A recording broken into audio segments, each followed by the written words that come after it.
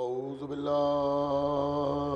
السمیع العلی العظیم من الشیطان اللعین الرجیم بسم اللہ الرحمن الرحیم الحمد للہ الذی هدانا لہذا وما كنا لنهتدي لولا ان هدانا الله لقد جاءت رسل ربنا بالحق الصلاة والسلام على صاحب الدين والإسلام والحل والحرام والركن والمقام والصلاة والصيام والسجود والقيام والشريعة والأحكام والحجة والبرهان والمحبة والعرفان والحق والبيان والكتاب والقرآن سیدنا و نبینا و شفیعنا و مولانا و مولا الثقلین جد الحسن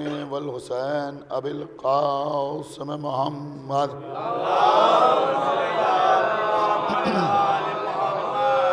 وعلى اہل بیتہ الطیبین الطاہرین المعصومین المظلومین المنتخبین المنتجبین الذین اذهب اللہ عنہم الرجس وطہرہم تطہیرا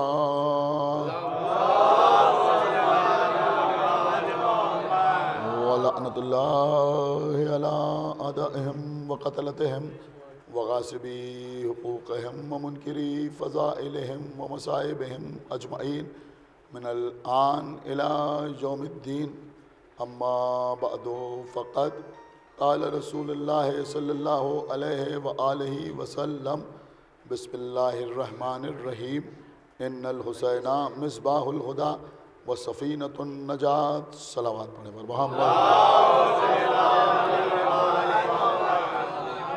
حضرات، بڑی مختصر سی حدیث ہے پیغمبر اسلام کی، جس میں ارشاد رسالت ہو رہا ہے کہ میرا حسین ہدایت کا چراغ ہے اور سفینہ نجات ہے۔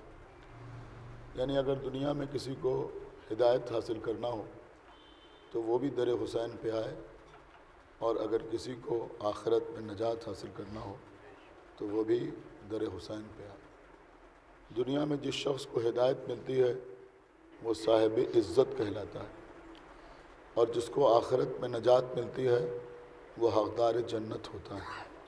گویا رسول نے صاف صاف بتا دیا کہ بغیر در حسین پہ آئے ہوئے نہ دنیا میں عزت مل سکتی ہے نہ آخرت میں جنت مل سکتی ہے۔ صلوات پڑھیں محمد۔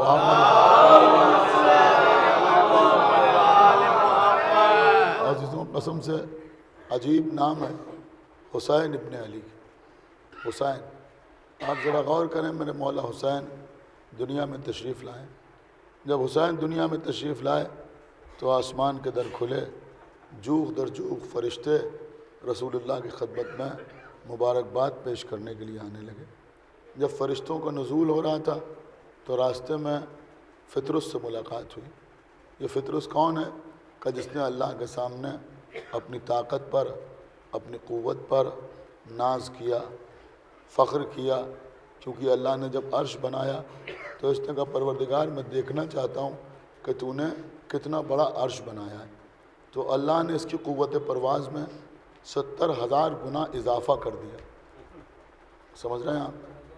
روایتوں میں ملتا ہے کہ 70,000 بالوں پر اور عطا کر دیے، یا یوں سمجھیں کہ اس کی طاقت 70,000 گنا اور بڑھ گئی۔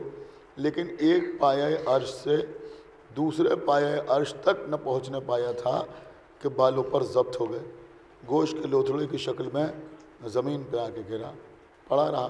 آدم آئے چلے گئے، نوح آئے چلے گئے، ابراہیم آئے چلے گئے، موسیٰ آئے چلے گئے، عیسیٰ آئے چلے گئے۔ لوگ کہتے ہیں سارے انبیاء آئے، فطرس کی خطا معاف نہیں ہوئی۔ بڑی قیمتی بات میں آپ کے سامنے عرض کر رہا ہوں، اگر خطا کا مسئلہ ہوتا تو شاید معاف ہو جاتی، لیکن یہاں خطا معاف نہیں ہونی تھی، سزا معاف ہونا تھی۔ ایک صلوات پڑھیں پر محمد ایک صلوات اور پڑھیں پر محمد اس لیے کہ یہ انڈر کنسیڈریشن ملزم نہیں تھا، سزا یافتہ مجرم تھا۔ سمجھ رہے ہیں آپ؟ اس کو سزا ملی تھی، آدم آئے چلے گئے، نوح آئے چلے گئے، ابراہیم آئے چلے گئے، موسیٰ آئے چلے گئے، عیسیٰ آئے چلے گئے، پیغمبر بھی دنیا میں آئے، فطرس اسی پوزیشن میں رہا۔ لیکن جب حسین ابن علی کی ولادت ہوئی، آسمان سے فرشتے نازل ہونے لگے، تو اس نے جبرائیل سے پوچھا کہ کیا قیامت آ گئی؟ کہا کیوں پوچھ رہا ہے؟ کہا اس لیے کہ قیامت میں آسمان سے فرشتے نازل ہوں گے، کہ قیامت آ گئی۔ تو جبرائیل نے بھی بڑا خوبصورت سے جواب دیا کہ قیامت نہیں آئی ہے، امامت آئی ہے۔ ایک صلوات پڑھیں بر محمد وآلہ۔ کہ مجھے بھی ساتھ لے کے چلو جہاں تم جا رہے ہو۔ فرشتے اس کو لے کر پیغمبر کی خدمت میں آئے۔ اس نے دیکھا کہ خوشی کا ماحول ہے، پیغمبر کے ہونٹوں پر تبسم ہے، بی بی فاطمہ زہرا کی آغوش میں حسین ہے، سمجھ رہے ہیں آپ، گھر میں اچھا ماحول ہے۔ تو اس نے کہا کہ اللہ کے رسول، ہم یہ چاہتے ہیں کہ کیا ہماری خطا بھی حسین کے طفیل میں معاف ہو سکتی ہے؟ تو پیغمبر اسلام نے فرمایا جاؤ اور جا کے اپنے کو امام حسین سے مس کر لو۔ لیکن یہی جملہ ہے کہ اپنے کو حسین سے مس کر لو۔ حسین گہوارے میں آ چکے تھے، یہ آگے بڑھا، لیکن اپنے کو امام حسین سے نہیں مس کیا، بلکہ گہوارے سے مس کیا، جھولے سے مس کیا۔ جیسے ہی گہوارے سے مس کیا، بالوں پر عطا ہو گئے۔ اگر اپنے کو امام حسین سے مس کرتا تو کیا بالوں پر نہیں ملتے؟ لیکن اپنے کو امام حسین سے مس نہیں کیا۔ اب یہاں پہ لوگ نکتہ بیان کرتے ہیں، انہوں نے کہا صاحب بات یہ ہے کہ وہ مجرم تھا، گناہگار تھا، خطاکار تھا، حسین صاحب عصمت تھے، صاحب آیا تطہیر تھے، اپنے کو حسین سے کیسے مس کر لیتا؟ پڑھے لکھے لوگ یہاں بیٹھے ہوئے ہیں، جملہ عرض کر رہا ہوں، ہمارے آقا حسین کی طہارت آب قلیل والی طہارت نہیں ہے، دریاؤں اور سمندروں والی طہارت ہے۔ ایک صلوات پڑھیں بر محمد وآلہ محمد۔ اگر فطرس اپنے کو حسین سے مس کرتا تو ہم سمجھتے ہیں مس ہونے سے پہلے بالوں پر عطا ہو جاتے، مس ہونے سے پہلے خطا معاف ہو جاتی، مس ہونے سے پہلے سزا ختم ہو جاتی۔ لیکن اس نے اپنے کو حسین سے نہیں مس کیا، بلکہ گہوارے سے مس کیا، اور جب گہوارے سے مس کیا تو بالوں پر مل گئے۔ یہ کیا بات؟ آئیے فطرسی سے پوچھیں، ہو سکتا ہے فطرس جواب دے کہ اگر میں اپنے کو حسین سے مس کرتا تو مجھے بالوں پر تو مل جاتے، مگر تمہیں سبق نہ ملتا۔ دنیا یہی سمجھتی کہ حسین سفینہ نجات ہیں، اب اگر حسین ہوں تو نجات ملے، سمجھ رہے ہیں آپ، حسین سامنے ہوں تو گناہ بخشے جائیں۔ میں دیکھ رہا تھا کہ حسین کا جسم کائنات میں 57 برس رہنے والا ہے، تو لوگ سوچیں گے 57 برس کے بعد کیا ہوگا؟ میں نے اپنے کو حسین کے گہوارے سے مس کیا، بالوں پر حاصل کر کے یہ بتایا کہ دیکھو خالی حسین نہیں، بلکہ اگر دنیا کی کوئی شے حسین سے منسوب ہو جائے، ایک صلوات پڑھیں بر محمد وآلہ، تو وہ بھی ذریعہ نجات ہوتی ہے۔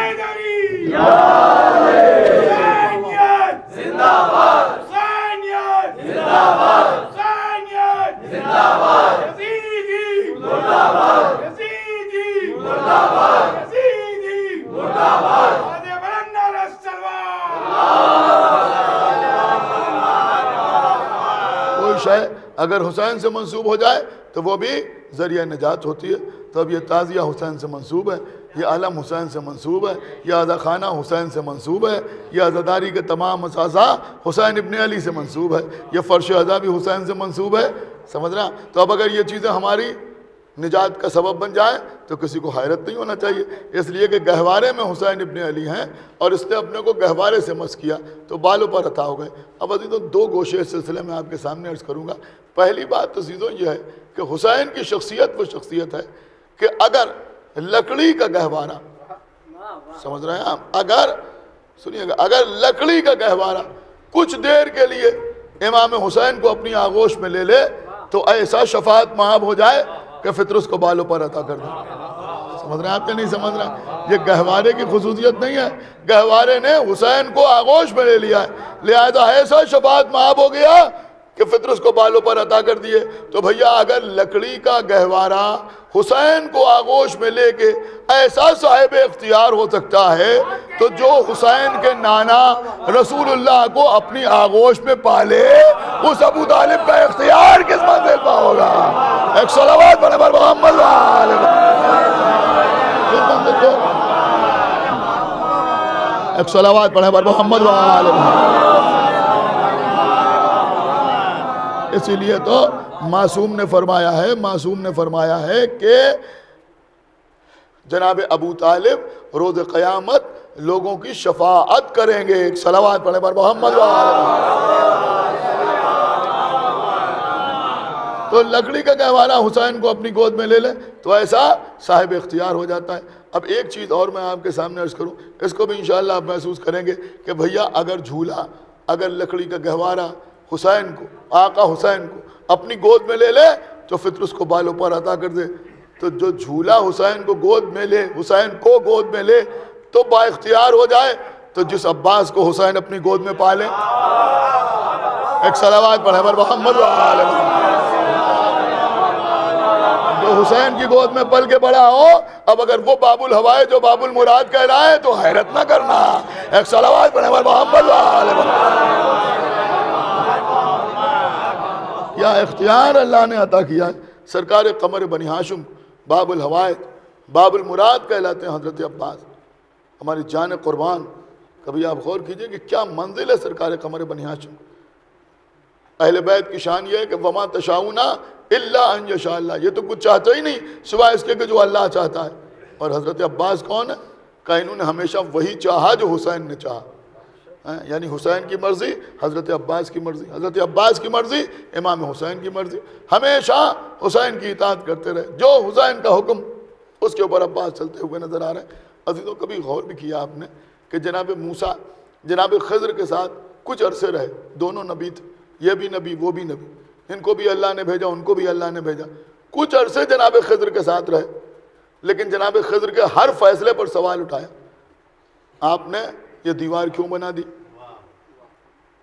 آپ نے اس کشتی میں سوراخ کیوں کر دیا؟ آپ نے اس شخص کو قتل کیوں کر دیا؟ ہر معاملے میں سوال کر رہے ہیں جناب موسیٰ جناب خضر سے. وہ علم کا فرق ہی صحیح, لیکن ہر معاملے میں سوال کر رہے ہیں یا نہیں کر رہے ہیں؟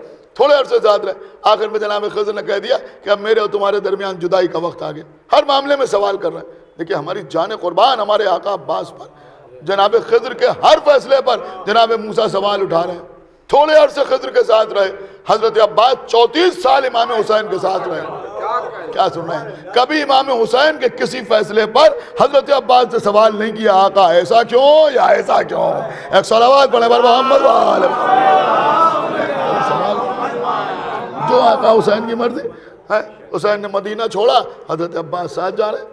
حج کو عمرے سے بدلا, حضرت عباس ساتھ. کربلا میں قیام کیا, حضرت عباس ساتھ. کسی معاملے میں حضرت عباس نے امام حسین سے نہیں پوچھا کہ آقا حسین ایسا کیوں یا ایسا کیوں. دنیا میں ایسے بھائی کی مثال نہیں ملے گی. میں کل مجلس پڑھ رہا تھا مختار بھائی کے حضرت خانے میں نجف میں, تو میں نے وہاں ایک جملہ کہا تھا, اور یہ جملہ میں سمجھ رہا ہوں کہ کسی کتاب میں آپ کو نہیں ملے. اگر آپ اس کا حوالہ تلاش کریں تو شاید نہ ملے, لیکن بڑی نفسیاتی بات ہے جو میں نے عرض کی تھی. اس وقت جی چاہ رہا ہے کہ میں آپ کے سامنے عرض کروں کہ حضرت عباس نے زندگی بھر امام حسین کو آقا کہا, کبھی بھائی کہہ کے نہیں پکارا. یعنی آخری وقت پہ جب آقا حسین نے حکم دیا تب تو کہا, اس سے پہلے کبھی بھائی کہہ کے نہیں پکارا, کبھی بھائی کہا ہی نہیں حضرت عباس نے امام حسین کو. جب پکارا آقا کہہ کے پکارا. کیوں؟ کہ ماں نے سکھایا تھا کہ دیکھو کبھی حسین کو بھائی کہہ کے نہ پکارنا, ہمیشہ اپنے کو غلام کہنا, حسین کو آقا کہنا, حسین کو آقا کہنا. یہ زندگی بھر کی وفاداری اور زندگی بھر امام حسین کو آقا کہنے کا صلہ حضرت عباس کو اللہ کی جانب سے یہ ملا کہ اگر آج ایک بار کسی سے کہا جائے حسین کا بھائی تو ذہن میں امام حسن سے پہلے حضرت عباس آتے ہیں. میں نے غلط تو نہیں عرض کیا؟ کسی سے پوچھے حسین کا بھائی, عباس بھائی تھے, گود میں پالا تھا امام حسین نے, آغوش میں امام حسین نے پالا تھا. کتنی محبت تھی اس کا آپ اندازہ ہی نہیں لگا سکتے. یوں ہی ایک دن امام حسین نے کہا بھیا عباس, جیسے کہا بھیا عباس, حضرت عباس سامنے آ کے کھڑے ہو گئے. جیسے حضرت عباس سامنے آئے, امام حسین نے رونا شروع کر دیا, گریہ کرنا شروع کر دیا. امام حسین رو رہے ہیں. حضرت عباس نے کہا آقا آپ نے پکارا میں آ گیا, کیا میرے آنے میں کچھ تاخیر ہو گئی, دیر ہو گئی, آپ کیوں رو رہے ہیں؟ کہا بھیا عباس اس لیے نہیں رو رہا. پھر کس لیے رو رہے ہیں؟ کہا میرے بھیا میں رو اس لیے رہا ہوں کہ اس وقت میں نے تمہیں پکارا اور تم فوراً میرے سامنے آ کے کھڑے ہو گئے. ایک وقت ایسا بھی ہوگا جب میں تمہیں بار بار پکاروں. مگر تم نہیں ہو. کمسنی کا عالم تھا, 8-9 برس کا سن تھا. حضرت عباس اپنے حجرے میں پہنچے, سوچتے رہے کہ ایسا کیسے ہو سکتا ہے کہ آقا حسین پکارے اور میں نہ حاضر ہوں. سوچا کہیں ایسا نہ ہو کہ میں سو جاؤں اور آقا حسین مجھے پکار لیں اور میں حاضر نہ ہو سکوں. ارادہ کر لیا کہ آج سے میں سونا چھوڑ دوں گا. 1 رات گزر گئی, حضرت عباس نہیں سو. 2 راتیں گزر گئی, حضرت عباس نہیں سو. 3 راتیں گزر گئی, حضرت عباس نہیں سو. 7 راتیں گزر گئی, حضرت عباس نہیں سو. ایک دن جناب ام کلثوم نے چاہنے والے بھائی کا چہرہ دیکھا, کچھ محسوس کیا. جناب زینب سے کہا, بھائی زینب مجھے ایسا لگتا ہے میرا بھیا عباس سو نہیں رہا ہے. کیوں؟ کہ اس کی آنکھیں دیکھ کے, اس کا چہرہ دیکھ کے مجھے احساس ہوا. جناب زینب نے بھی حضرت عباس کو دیکھا, ان کو بھی احساس ہوا. شہزادی زینب نے امام حسین علیہ السلام سے کہا کہ بھیا ہمارا بھیا عباس سو نہیں رہا ہے. امام حسین نے کہا ٹھیک ہے بلاؤ بھیا عباس کو. ہاں عزیزوں, اب بیچ میں امام حسین بیٹھے, ایک جانب جناب زینب بیٹھی. بیٹھ جائیے بھائی, بیٹھ جائیے بیٹھ جائیے بیٹھ جائیے. صلوات پڑھے پر محمد. بیچ میں امام حسین علیہ السلام بیٹھے, ایک جانب ایک طرف جناب زینب بیٹھی, دوسری طرف جناب ام کلثوم بیٹھی. حضرت عباس کو بلایا, سر جھکائے ہوئے آئے. امام حسین کے قدموں کی طرف نگاہ, کہا بھیا عباس سر اٹھا. کہا اماں نے یہ کہا ہی نہیں ہے, یہ بتایا ہی نہیں ہے, یہ سکھایا ہی نہیں ہے کہ آپ اس کے سامنے سر اٹھائیں. کہا بھیا عباس میرا حکم ہے سر اٹھاؤ. اب جو سر اٹھایا امام حسین نے کیا دیکھا, آنکھیں سرخ ہو رہی, چہرہ زرد ہو رہا ہے. کہا بھیا عباس تمہاری بہنوں نے مجھے یہ خبر دی ہے کہ تم کئی راتوں سے سو نہیں رہے ہو. کہا آقا شہزادیوں نے سچ فرمایا ہے, کئی راتوں سے میں نہیں سویا ہوں. کہا بھیا عباس کیا بات ہے, کیا پریشانی ہے, کیوں نہیں سو رہے ہو؟ کہا آقا اس دن آپ نے کہا تھا کہ میں تمہیں پکاروں گا تم نہیں آؤ گے, لہذا میں نے سونا چھوڑ دیا. بس عزیزوں حسین کی آنکھوں سے آنسو رواں ہو گئے. عباس کو سینے لگایا, بھیا عباس وہ وقت کربلا کے میدان میں آئے گا جہاں تمہارے بازو قلم ہو چکے ہوں گے, میں تمہیں بار بار آواز دے رہا ہوں. اجرکم اللہ, خدا آپ کو کسی غم میں نہ رلائے سوائے غم سرکار سید الشہداء. ہاں عزیزوں, ہمارے آقا عباس, کربلا کا میدان, ذرا غور تو کیجئے عزیزوں. حضرت عباس کے شانے کٹے, حضرت عباس کی آنکھ میں تیر لگا, حضرت عباس کے سر پر گرد لگا. یہ سب مصائب ہیں ہمارے آقا کے, لیکن عزیزوں ہم سمجھتے ہیں کہ ان مصیبتوں سے زیادہ مصیبت حضرت عباس کے لیے کیا ہے. میں بتاؤں آپ, ان سب چیزوں سے بڑی مصیبتیں یہ ہیں کہ عباس دیکھتے رہے انہوں محمد قتل ہو. اس سے بڑی مصیبت یہ ہے کہ عباس کے سامنے حسین نے قاسم کی لاش کے ٹکڑے اٹھائے. بار بار کہہ رہے ہیں آقا مجھے میدان میں جانے کی اجازت دے دیجئے, میرے مولا مجھے میدان میں جانے کی اجازت دے دیجئے. حسین روک رہے ہیں, بھیا عباس رک جاؤ رک جاؤ رک جاؤ رک جاؤ. عباس کو حسین روک رہے ہیں. حضرت یہ معمولی بات نہیں ہے. حضرت عباس کو امام حسین نے اپنی گود میں پالا تھا. جب کوئی کسی کو گود میں پالتا ہے تو وہ سوچتا ہے کہ کبھی یہ کوئی چیز مانگے اور میں اس کی خدمت میں حاضر کر دوں. حسین نے علی اکبر کو بھی پالا, حضرت عباس کو بھی پالا. 25 سال چھوٹے تھے حضرت عباس امام حسین سے, لہذا حسین نے ان کو بھی پالا تھا اور شہزادہ علی اکبر کو بھی پالا تھا. کربلا میں دونوں نے کچھ نہ کچھ مانگا, لیکن حسین نہ علی اکبر کو دے پائے نہ عباس کو. کیا مانگا کہ علی اکبر نے حسین سے پانی مانگا, حسین اپنے بیٹے کو پانی نہ پلا پائے. عباس نے اذن جنگ مانگا, حسین اپنے بھیا کو تلوار چلانے کی اجازت نہ دے پائے. دیکھیں عزیزوں مصائب. خدا نخواستہ اگر کسی کے بچے کو ٹیٹنس ہو جائے, جا کے اس نے ایڈمٹ کرایا ہاسپٹل میں, ڈاکٹر نے کہا دیکھو اس کو پانی نہ دینا. ہوتا ہے نہیں ہوتا, نے کہا اس کو پانی نہ دینا, پانی اس کے لیے زہر ہے. اب باپ سرہانے بیٹھا ہوا ہے, بچے کو پیاس لگ رہی, بار بار کہہ رہا ہے پانی پانی پانی. باپ پانی نہیں دے رہا. کیوں نہیں دے رہا ہے؟ کہ باپ یہ سوچ کے پانی نہیں دے رہا کہ پانی اس کے لیے مضر ہے, پانی اس کی صحت کے لیے مضر ہے, اس کو پانی نہ دیں, ڈاکٹر نے منع کیا ہے. باپ پانی نہیں دے رہا ہے. اگر عزیزوں بچہ صحت یاب ہو جائے تو کوئی بات نہیں, لیکن اگر خدا نخواستہ وہ بچہ مر جائے, پانی مانگتے مانگتے مر جائے, تو باپ کو زندگی بھر قلق رہتا ہے. کافی دن تک یہ کیفیت رہتی ہے. جب پانی سامنے آتا ہے بچہ یاد آ جاتا ہے. وہ پانی مانگ رہا تھا, ارے دے دیا ہوتا میں نے پانی, اسے تو مرنا ہی تھا, پیاسا نہ مرتا, میں پانی پلا دیتا بچے کو. باپ کے دل کو چوٹ لگتی ہے نا کہ وہ بچے کو پانی پلا دیتا. حسین نے عباس کو تلوار چلانے کی اجازت نہ دی. میرا دل کہتا ہے کربلا میں جب حسین جنگ کر رہے تھے تو ہر وار پہ عباس یاد آتے ہوں گے. بھیا عباس, میں نے تمہیں تلوار چلانے کی اجازت نہ دی. کیا دی میں مصائب میں کوئی کمی نہیں کروں گا. قدیم مجلس ہے, آپ حضرات یہاں مولا عباس کے مصائب سننے کے لیے آتے ہیں. سمجھ رہے ہیں آپ, ہر وار پہ عباس یاد آتے ہوں گے. اور میری بات کی دلیل ہے, راوی کہتا ہے کہ حسین تلوار چلا رہے تھے, میں نے دیکھا تلوار چلاتے چلاتے حسین نے دریا کا رخ کیا. اور راوی کہتا ہے میں نے سمجھا کہ شاید حسین پانی پینے کے لیے جا رہا ہے, لیکن دریا کے قریب پہنچے, ایک ایسے لاشے پر جھکے جس کے بازو قلم ہو چکے تھے.